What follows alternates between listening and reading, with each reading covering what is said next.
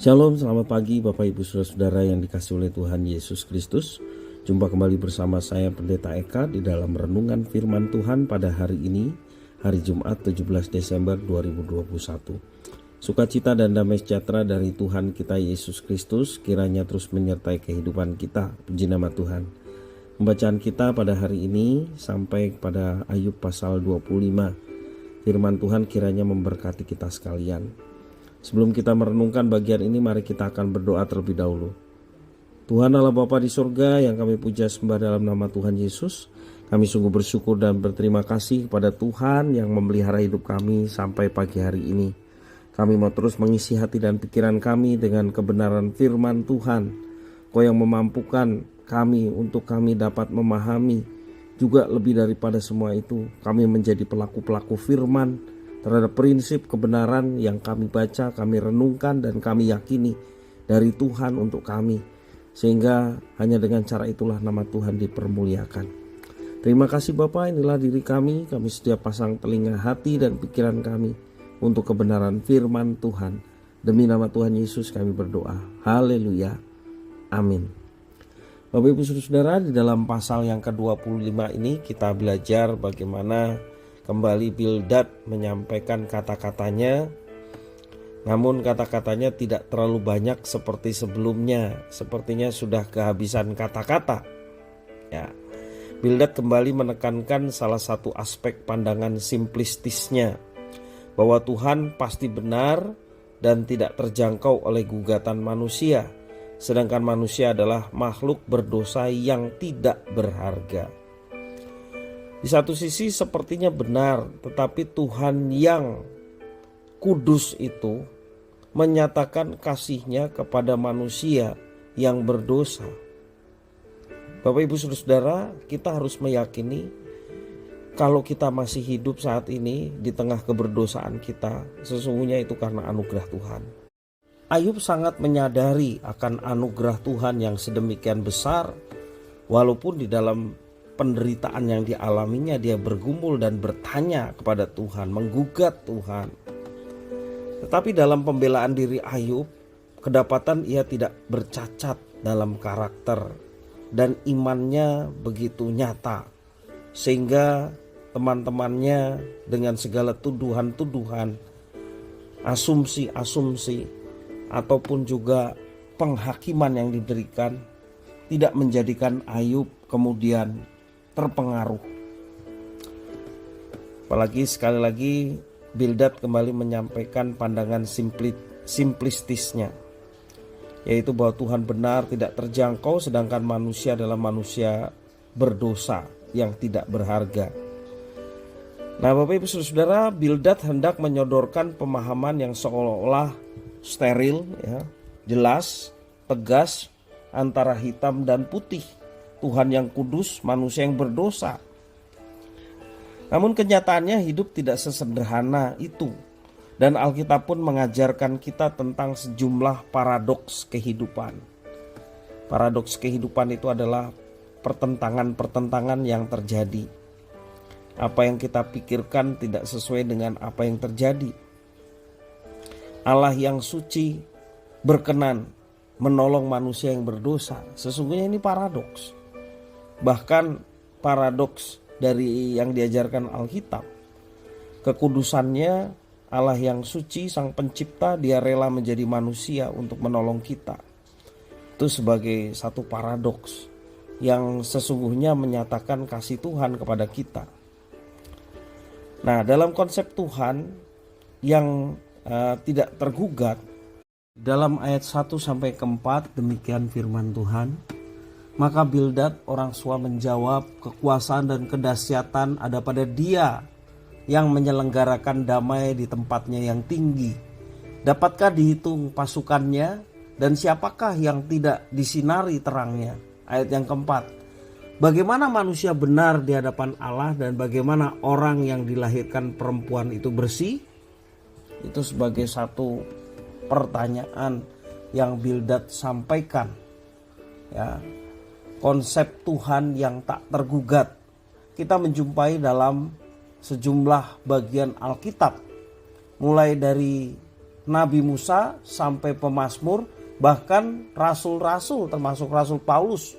Orang-orang yang hidup dekat dengan Tuhan bisa menggugat dan mempertanyakan kebaikan Tuhan. Nah, itu maksudnya. Dalam meratap, orang menggugat Tuhan sambil bergantung pada Tuhan. Memang kalau penderitaan seperti yang Ayub alami, dia mengalami anugerah Tuhan, tapi dia juga menggugat, dan dia menggugat kepada Tuhan. Dan Tuhan suka akan anak-anaknya yang jujur dalam bergumul, ya, dengan iman yang sungguh-sungguh otentik daripada kepura-puraan. Jadi memang dia menderita, dia menggugat kepada Tuhan, dia berusaha melakukan apa yang dikehendaki oleh Tuhan. Dia bertanya, mengapa hal ini bisa terjadi? Tetapi kebanyakan di dalam Alkitab, ketika hamba-hamba Tuhan ataupun anak-anak Tuhan bertanya kepada Tuhan, maka mereka mendapatkan kepuasan.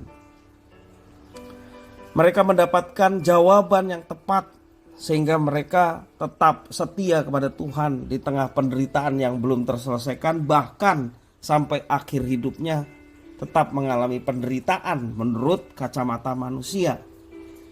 Tetapi kedekatan dengan Tuhan itulah yang membuat anak-anak Tuhan ataupun hamba-hamba Tuhan yang menderita ini tetap konsisten beriman kepadanya dengan satu keyakinan bahwa Tuhan memberikan anugerah, memberikan yang baik tepat pada waktunya. Karena itu Bapak Ibu Saudara, kita belajar dari Ayub, ya. Tuhan senang terhadap anak-anaknya yang jujur, bisa menggugat, ya. Tetapi dalam penggugatan itu kita tetap bergantung kepadanya. Nah, jelas bahwa ajaran yang dikemukakan oleh Bildad dalam pasal ini tidak sejalan dengan pesan umum yang disampaikan dalam Alkitab. Ya, seolah-olah manusia yang berdosa tidak bisa berbuat apa-apa. Kalau manusia berdosa, dia sudah menemukan jalan keselamatan, diberikan satu keberanian untuk menghampiri tahta Tuhan, menyampaikan segala sesuatunya kepada Tuhan, dan Tuhan senang. Maka Tuhan mengatakan, tangan terbuka, tanganku tidak kurang panjang untuk menolong. Artinya ada keterbukaan Tuhan terhadap orang-orang yang dikasihinya untuk datang kepadanya. Jangan sampai waktunya habis, kita tidak mau datang kepada Tuhan. Nah, Bapak Ibu Saudara, kalau kita perhatikan apa yang disampaikan Bildad, selain tidak sejalan dengan pesan umum yang disampaikan dalam Alkitab, begitu juga tentang ketidakberhargaan manusia. Dalam Ayub pasal 7, 17-18, ada juga dalam kitab Kejadian yang pertama, Mazmur 8, juga Ibrani pasal yang kedua, itu menyodorkan pemahaman yang berbeda. Manusia memang tidak ada apa-apanya di hadapan Tuhan, namun Allah tidak memandang remeh ciptaannya. Itu penting sekali. Manusia memang tidak ada apa-apanya di hadapan Tuhan karena manusia. Manusia hanyalah ciptaan. Namun Allah tidak memandang remeh ciptaannya. Sebaliknya Tuhan Allah kita menciptakan manusia menurut gambar dan rupa Allah, menurut citra diri Allah. Allah memberikan kita kewibawaan besar untuk berkarya di dalam kehidupan masing-masing dan untuk melakukan perkara-perkara besar yang Ia siapkan untuk kita, orang-orang yang mau bergabung dalam rencananya. Kita tidak mungkin dapat memahami Tuhan secara sempurna karena keterbatasan kita. Terkadang kehidupan itu pun sulit dan rumit untuk bisa dipahami. Tetapi yang penting bagi kita adalah membiarkan Tuhan bekerja dan menuntun kita melalui kerumitan itu. Sekali lagi, yang kita perlu pikirkan dan penting kita alami adalah membiarkan Tuhan bekerja, menuntun hidup kita walaupun kehidupan ini penuh dengan kerumitan, dengan satu keyakinan iman bahwa Tuhan mendatangkan yang baik. bagian kita adalah mengalami anugerah Tuhan dan menjadi saluran anugerah itu bagi orang-orang yang ada di sekitar kita. Karena hakikatnya semua orang membutuhkan anugerah Tuhan. Kita yang sudah mengalami dan menerima anugerah itu, itulah yang menguatkan kita, itulah yang memberi semangat dalam hidup kita. Bahkan di tengah masalah, persoalan hidup, bahkan penderitaan. Ketika kita mengingat akan anugerah Tuhan yang sedemikian besar, hidup kita semangat, hidup kita bangkit dan terus maju. Dan anugerah seperti itulah yang juga dibutuhkan oleh banyak orang. Kita sudah mendapatkannya dan kewajiban kita juga untuk menjadi saluran anugerah Tuhan itu kepada orang-orang di sekitar kita. Kiranya firman Tuhan memberkati kita sekalian. Kita berdoa. Terima kasih ya Tuhan atas firman-Mu. Mampukan kami untuk dapat menerapkannya dalam hidup kami.